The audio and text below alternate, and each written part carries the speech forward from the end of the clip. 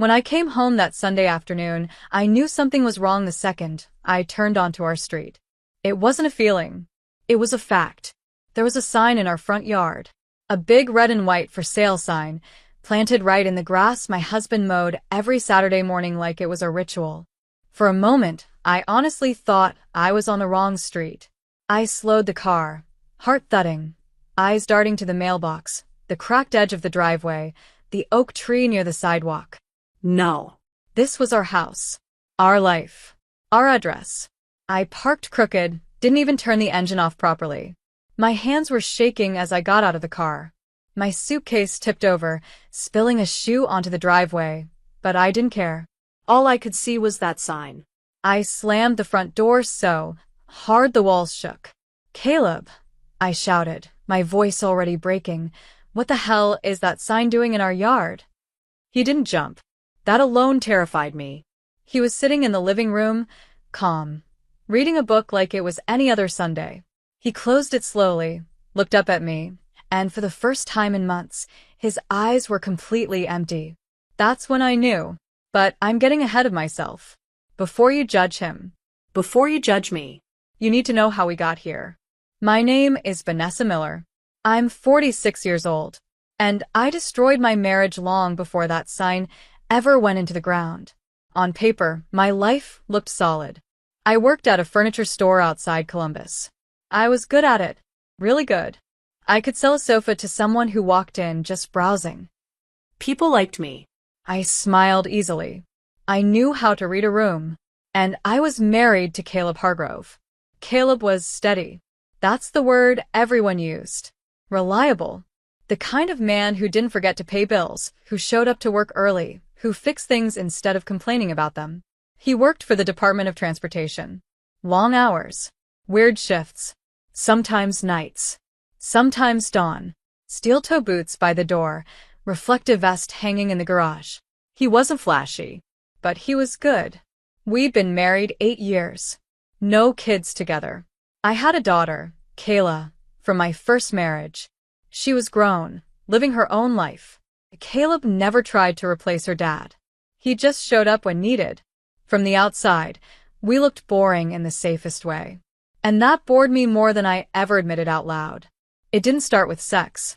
It didn't start with love. It started with restlessness. I spent my days surrounded by couples shopping for their forever homes. New couches. New dining tables. Fresh starts. And then I'd go home to the same routine. Same man. Same conversations. Same quiet evenings. Caleb never mistreated me.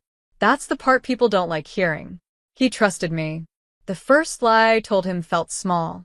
Girls' night, I said one Thursday, putting on a nicer top than usual, a little more makeup. We're going downtown after work. Just drinks. He barely looked up. Yeah, go. Have fun. I remember feeling powerful, trusted, untethered. That night, I wasn't with the girls. I was with Evan. He wasn't special. That's the ugly truth. He was a guy I met through work connections. Confident. Attentive. The kind of man who looked at me like I was new, not known. When I came home late, smelling like bar air and someone else's cologne, Caleb kissed my forehead and asked if I'd had fun. I said yes. And I slept fine. Once you get away with the first lie, the second one is easier. Girls' nights became girls' weekends. Cabins. Trips. Little towns a few hours away. Caleb helped me pack.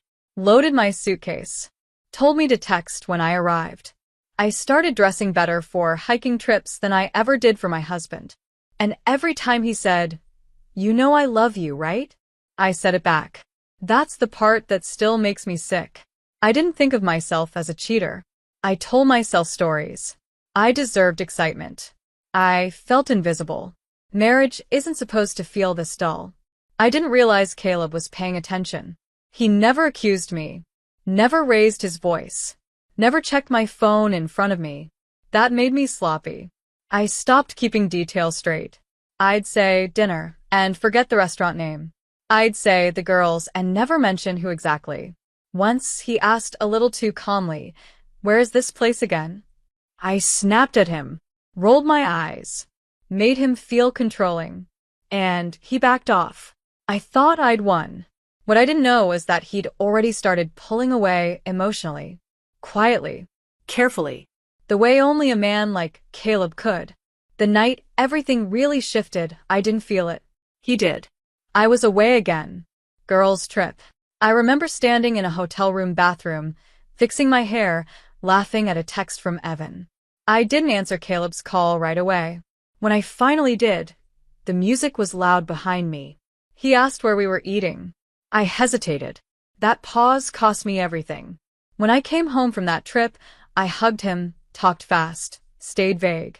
He listened, smiled, helped carry my bag. And I thought the danger had passed. I had no idea he'd already started looking for the truth. By the time I noticed the change in him, it was subtle. He asked fewer questions. He touched me less. He started keeping notes. I mistook his silence for forgiveness. I didn't know he was documenting everything. I didn't know he'd hired someone. I didn't know that every hotel, every dinner, every lie was being captured somewhere I couldn't see. And then I asked for one last trip. 5 days. Even hugged him extra tight that morning. Told him he was a good man. He didn't say much back. When I drove away, I was already planning what excuse I'd use when I returned. I had no idea that while I was leaving for another lie, my husband was calling his lawyer.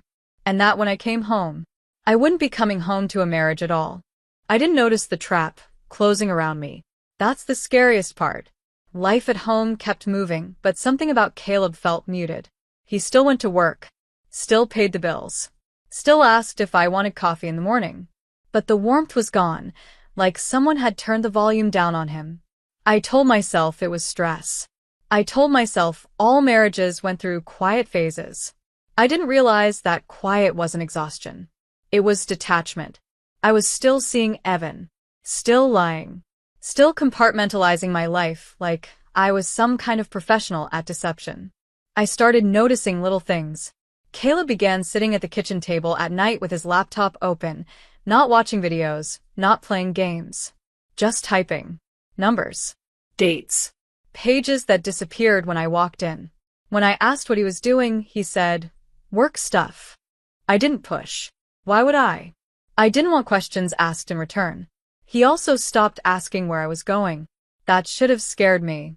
Instead, I felt relieved. The freedom made me careless. One night, I came home later than usual. He was already in bed. I slid in beside him, wrapped my arm around his chest out of habit. He didn't pull away. He didn't lean into me either. I lay there staring at the ceiling, my heart beating too fast for no reason I wanted to admit. Something had changed. I could feel it in my bones. I just didn't know what. A few days later, he mentioned casually that he'd been talking to HR at work. Something about benefits, direct deposit, paperwork. It barely registered. If I'd been paying attention, I would have realized how deliberate his movements had become. While I was sneaking around, chasing attention, my husband was quietly dismantling the life I thought was guaranteed. I didn't know he'd opened a new bank account. I didn't know my name had been removed from his credit cards. I didn't know my future had been redrawn without me in it. Then came the call that still makes my stomach drop when I think about it. I was folding laundry when my card declined online. Just groceries. Nothing big. I tried again. Declined. I checked the app. Nothing wrong. Balance fine. I brushed it off. Later that evening, I mentioned it casually. Hey, my card didn't work earlier. Probably the app glitching again. Caleb didn't look up from his plate. Oh, he said. I removed you as an authorized user. I laughed. Actually laughed. Why would you do that? He shrugged. Didn't see a reason not to. The tone was flat. No accusation. No explanation. A knot formed in my chest. But we're married, I said. He finally looked at me then. Are we? He asked quietly. The air between us shifted. I felt something cold crawl up my spine. I wanted to ask more. I should have asked more. But fear makes you stupid. I dropped it. I didn't want answers I wasn't ready to face. That week, my life started cracking in places I couldn't see at first. My insurance paperwork changed. My access to accounts disappeared. Things that had always been automatic suddenly weren't. I told myself it was temporary. Then I asked for another trip. 5 days. I rehearsed the story in my head like a script. A friend going through a rough time. The girls wanting to be there for her. Emotional support. Healing. I even practiced the tone. Soft. Vulnerable. Reasonable. Caleb listened without interrupting. Then he said, "Sounds good. You deserve time away." No suspicion. No resistance. That should have terrified me. Instead, I hugged him tighter than I had in months. Like if I held him long enough, the guilt would dissolve. "You're a good man," I told him. He didn't respond. The morning I left, he carried my suitcase down the steps, loaded it into the trunk, kissed my cheek. "Text when you get there," he said. I drove away smiling. I had no idea that the moment my car disappeared down the street, he picked up his phone and called his lawyer. The trip itself was hollow. Evan felt different this time. Less exciting. Less thrilling. I caught myself checking my phone more often than usual. Caleb barely texted. That absence gnawed at me. On the third day, I called him. He answered, calm as ever. "How's it going?" he asked. "Fine," I said too quickly. "Quiet." "Good," he replied. "Drive safe when you come back." That was it. No, "I miss you." No, "love you." I hung up feeling unsettled. On the 5th day, I packed my bag with a strange heaviness in my chest. Like I was walking back into something that had already moved on without me. The drive home felt longer than usual. When I turned onto our street, I slowed down. That's when I saw it. The sign. At first, my brain refused to process it. For sale. Big. Red. White. Right in the center of the lawn. I actually checked the address again. It couldn't be right.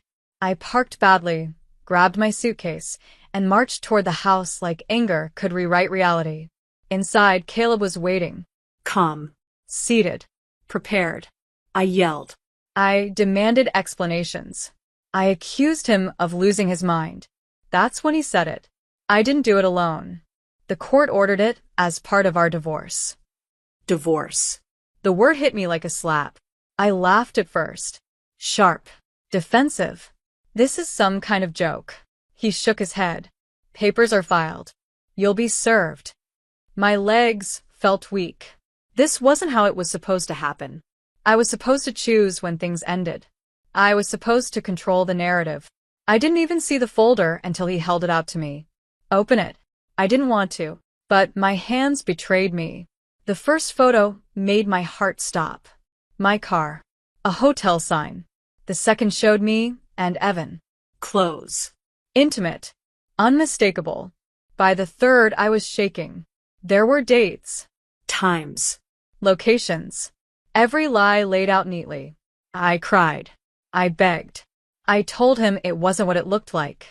Even as I said it, I knew how pathetic it sounded. He didn't yell. That hurt more than screaming ever could. He told me everything he'd already done. The accounts. The insurance. The documentation. The lawyer. When he mentioned the car, the payments I hadn't even thought about, something inside me snapped. This wasn't just about love anymore. This was about survival. Fear replaced tears. Anger replaced guilt. I accused him of cruelty, of humiliation, of betrayal. He looked at me like he didn't recognize me anymore. Maybe he didn't.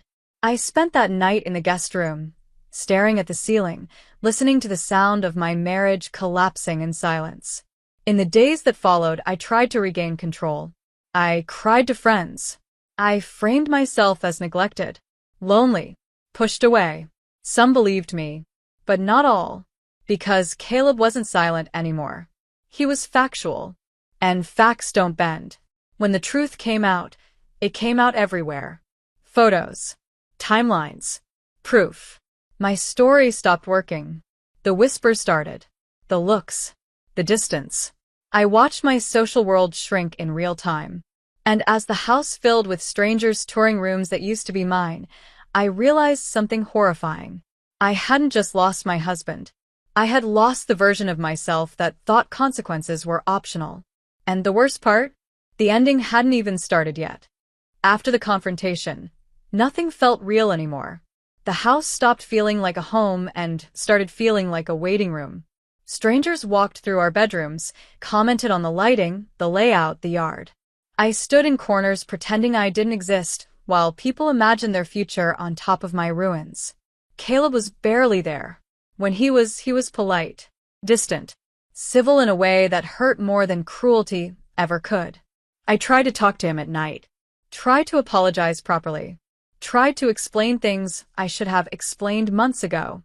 He listened once, just once, and when I finished, voice shaking, tears running, he said something that finally broke me. "I believe you're sorry," he said. "I just don't believe I should pay for it." That was it. No rage, no insults, just a boundary I couldn't cross. The divorce process moved fast after that. Too fast for someone who had assumed marriage was permanent no matter what. My lawyer talked about assets, equity, percentages, alimony. She sounded hopeful at first, confident. Then she saw the evidence. Her tone changed. I still remember the courtroom. Cold benches, neutral walls. The judge flipping through documents like this was just another file. Caleb sat on the other side with his attorney, calm, composed, looking like a man who had already mourned and moved on. When my lawyer requested alimony, the judge didn't even hesitate. Denied. One word. Because of infidelity. Because of documentation.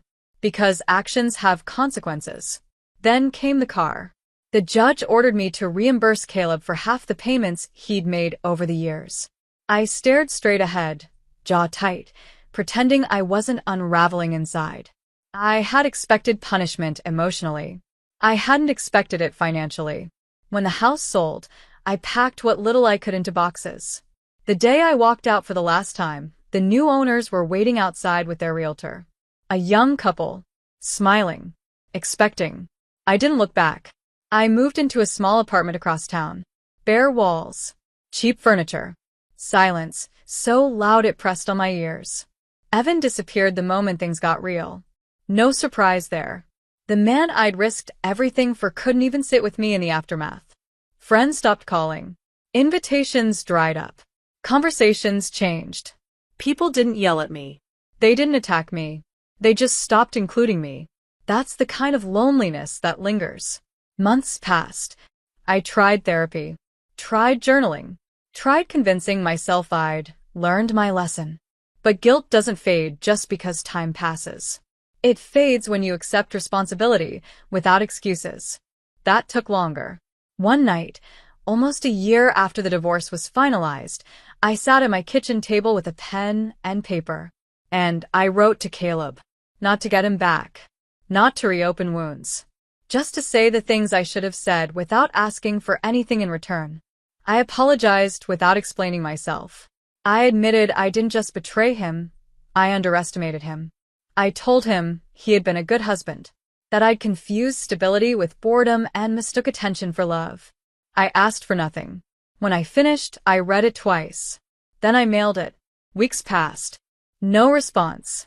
And somehow that was fair. Life now is smaller. Quieter. I work. I come home. I sleep. I think about the woman I was before the lies started, and how casually she disappeared. If you're reading this looking for a villain or a hero, you won't find one. Just choices. And consequences. The day I came home to that for sale sign, I thought my life was ending. Now I understand something harder. It wasn't the end of my life. It was the end of the lies I was living inside. Caleb didn't destroy me. I did. He just refused to let me destroy him too.